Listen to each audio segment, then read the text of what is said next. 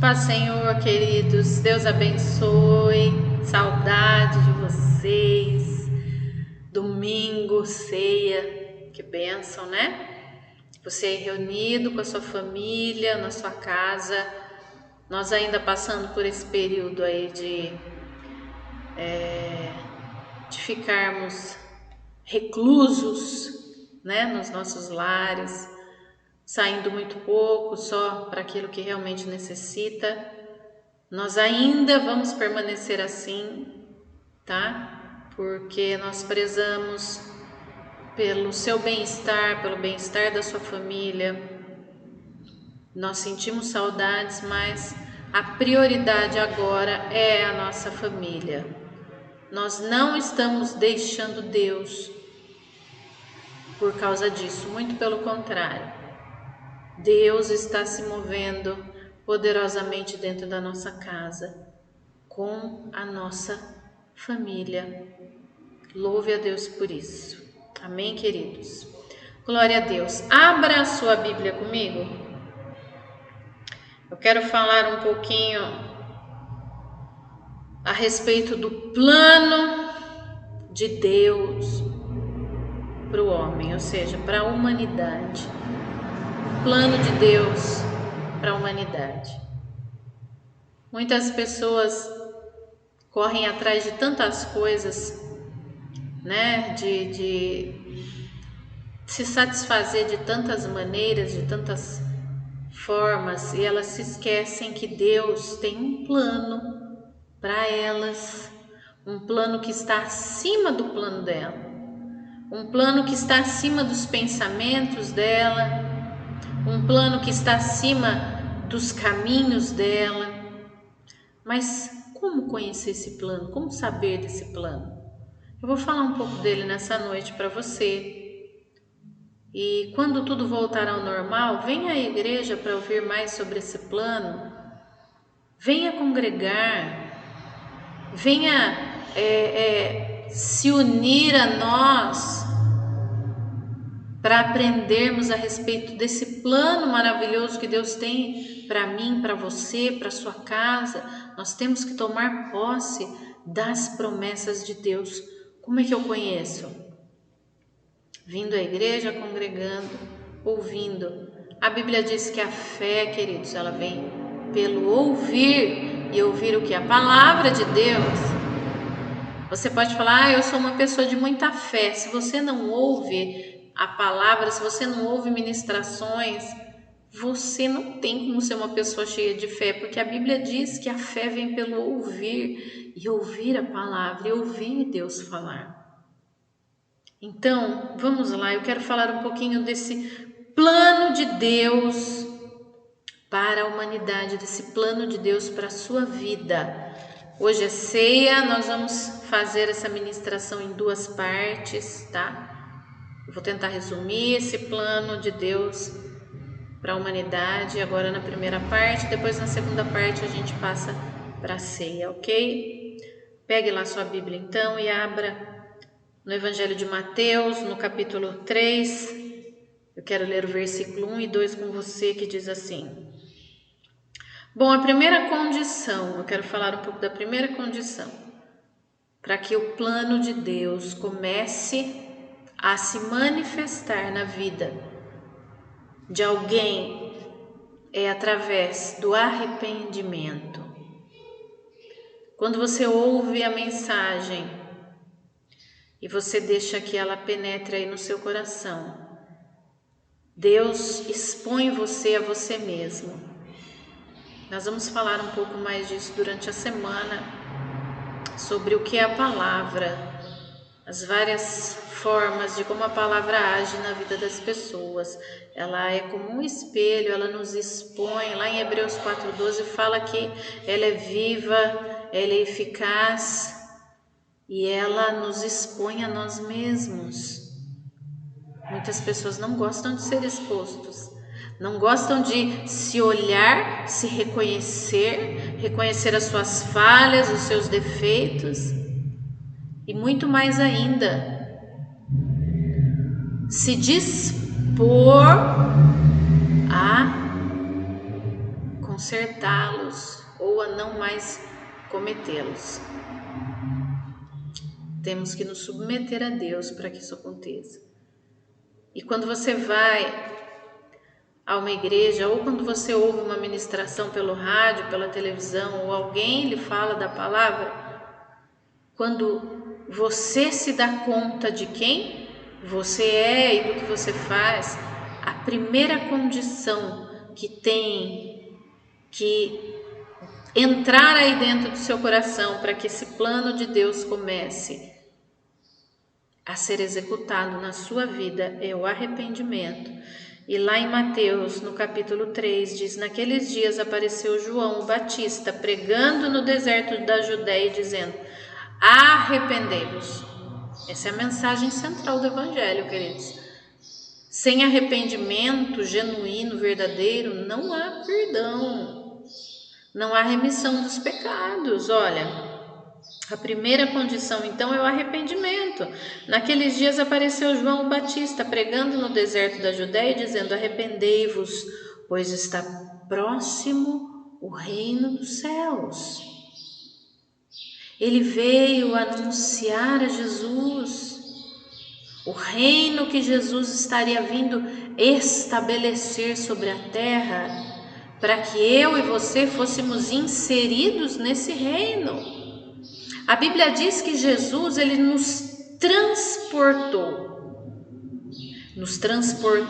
de um reino chamado trevas para um reino chamado luz, nos transportou do reino das trevas para o reino da luz.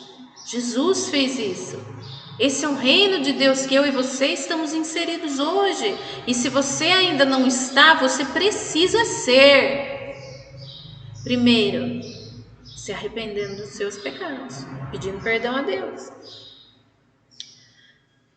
Segunda condição, confissão. Primeiro, arrependimento. O segundo é confissão.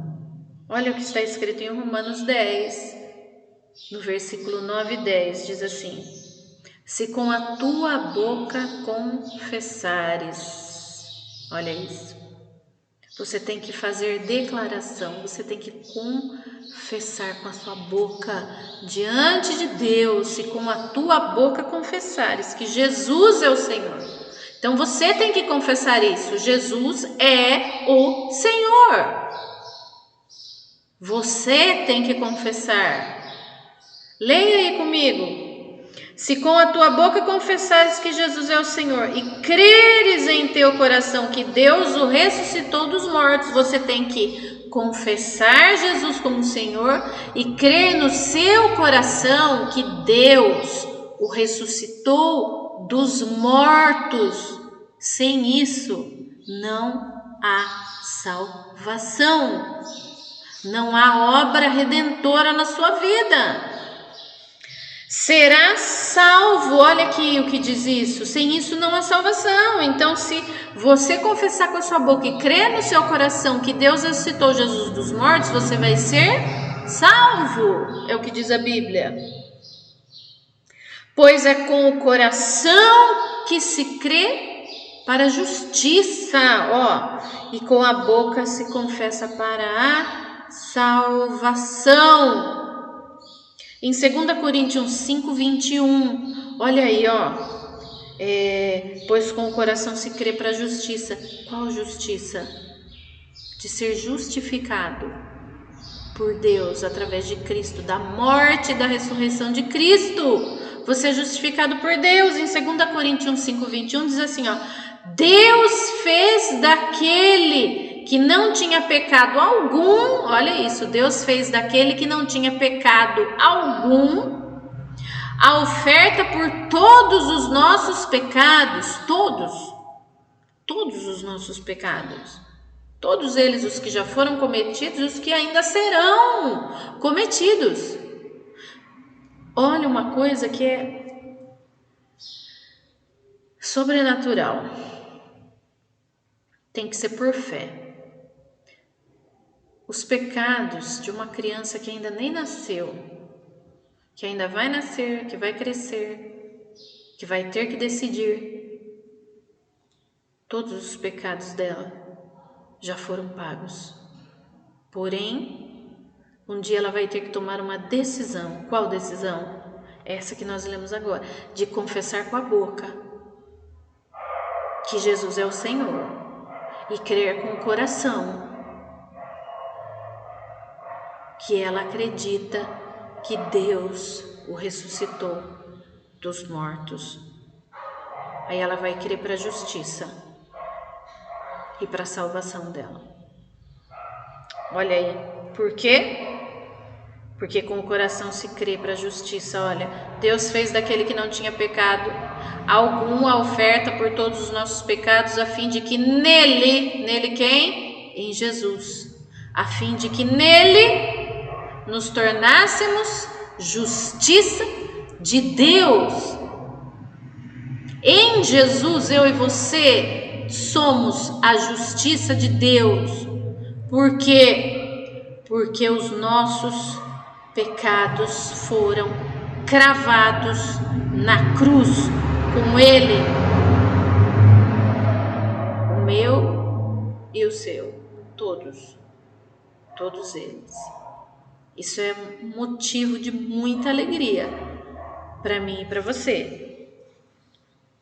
A salvação, nós vamos ver durante essa semana. Nós vamos falar sobre Isaías 45, 22, que diz assim: olhai para mim e sereis salvos, vós e todas as extremidades da terra. Deus diz, porque eu sou o Senhor e não há outro, queridos, não há outro Deus, não há outro Senhor, não há outro Salvador, somente Jesus, o caminho, a verdade e a vida. Ninguém vem ao Pai senão por mim, ele disse. Tem pessoas que falam que existem muitos caminhos que levam a Deus. Mentira. Existe um só caminho. E o nome desse caminho é Jesus Cristo. Não há outro. Ninguém mais pode interceder por você, a não ser Jesus, a não ser o Espírito Santo, que é o seu intercessor, que a Bíblia diz que ele intercede por nós. Mais ninguém. Somente Jesus.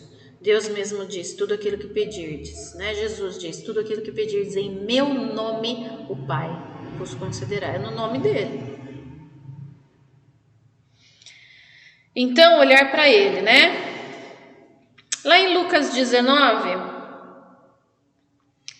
no versículo 10, diz assim, ó, porque o Filho do Homem veio buscar e salvar o que se estava perdido. O que estava perdido, né? Glórias a Deus. A Bíblia diz também em Mateus 1:21, nós vamos ler essa semana. Ela dará à luz a um filho e o chamará Jesus, porque ele salvará o seu povo dos seus pecados. Então, queridos, plano de Deus para a vida do homem. Primeira condição para a salvação: arrependimento. Segunda condição: confessar Jesus como Senhor, Jesus como Salvador, e crer aí dentro do seu coração que Deus o ressuscitou dos mortos.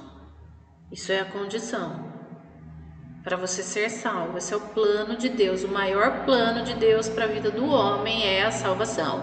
Deus tem plano de te prosperar, de te abençoar, de abrir portas de emprego para você, de te promover, de fazer muitas coisas na sua vida. Mas o essencial de Deus para a minha vida e para a sua vida é a salvação. Esse é o plano. Esse é o principal. Nós temos que focar nisso. Buscar em primeiro de Deus o reino de Deus, ou buscar em primeiro lugar o reino de Deus e a justiça dele. Todas as outras coisas vão ser acrescentadas. Amém, queridos? Glória a Deus. Eu já volto para a segunda parte do nosso culto, tá bom? Segura aí.